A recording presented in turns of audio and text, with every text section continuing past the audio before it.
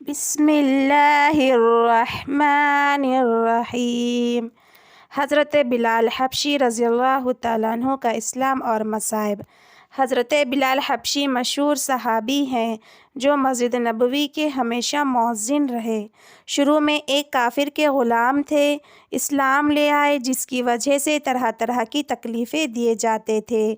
امیہ بن خلف جو مسلمان کا سخت دشمن تھا، ان کو سخت گرمی میں دوپہر کے وقت تپتی ہوئی ریت پر سیدھا لٹا کر ان کے سینے پر پتھر کی بڑی چٹان رکھ دیتا تھا تاکہ وہ حرکت نہ کر سکیں، اور کہتا تھا کہ یا اس حال میں مر جائیں اور زندگی چاہیں تو اسلام سے ہٹ جائیں، مگر وہ اس حالت میں بھی احد احد کہتے تھے، یعنی معبود ایک ہی ہے۔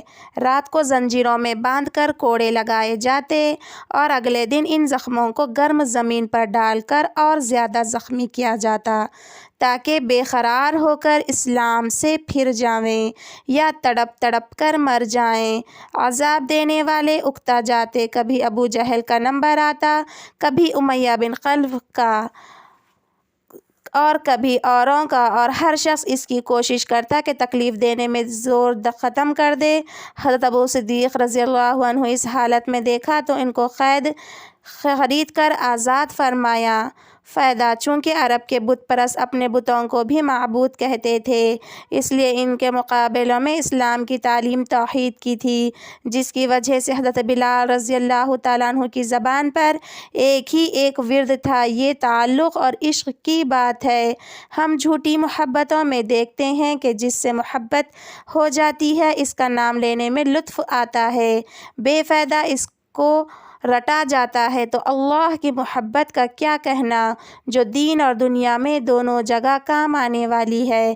یہی وجہ ہے حضرت بلال کو ہر طرح سے ستایا جاتا تھا، سخت سے سخت تکلیفیں پہنچائی جاتی تھیں، مکہ کے لڑکوں کے حوالے کر دیا جاتا کہ وہ ان کو گلی کوچوں میں چکر دیتے پھریں، اور یہ تھے کہ ایک ہی کی رٹ لگاتے تھے۔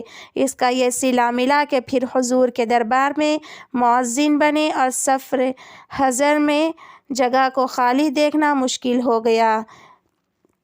سفر میں حضر میں ہمیشہ اذان کی خدمت ان کے سپرد ہوتی۔ حضور صلی اللہ علیہ وسلم کے وصال کے بعد مدینہ طیبہ میں رہنا اور حضور کی جگہ کو خالی دیکھنا مشکل ہو گیا، اس لیے ارادہ کیا کہ اپنی زندگی کے جو دن ہیں جہاد میں گزار دوں، اس لیے جہاد میں شرکت کی نیت سے چل دیے۔ ایک عرصے تک مدینہ منورہ لوٹ کر نہیں آئے۔ ایک مرتبہ نبی صلی اللہ علیہ وسلم کی قوم میں زیارت کی، حضور نے فرمایا، بلال یہ کیا ظلم ہے، ہمارے پاس کبھی نہیں آتے، تو آنکھ کھلنے پر مدینہ طیبہ حاضر ہوئے۔ حضرت حسن حسین نے اذان کی فرمائش کی، لاڈلوں کی درخواست ایسی نہیں تھی کہ انکار کی گنجائش ہوتی۔ اذان کہنا شروع کی اور مدینے میں نبی صلی اللہ علیہ وسلم کے زمانے کی اذان کانوں میں پڑھ کر کوہرام مچ گیا، عورتیں تک روتی ہوئی گھر سے نکل پڑیں۔ چند روز قیام کے بعد واپس ہوئے اور 20 ہجری یا 30 ہجری کے قریب دمشق میں وصال ہوا۔ اللہ حافظ۔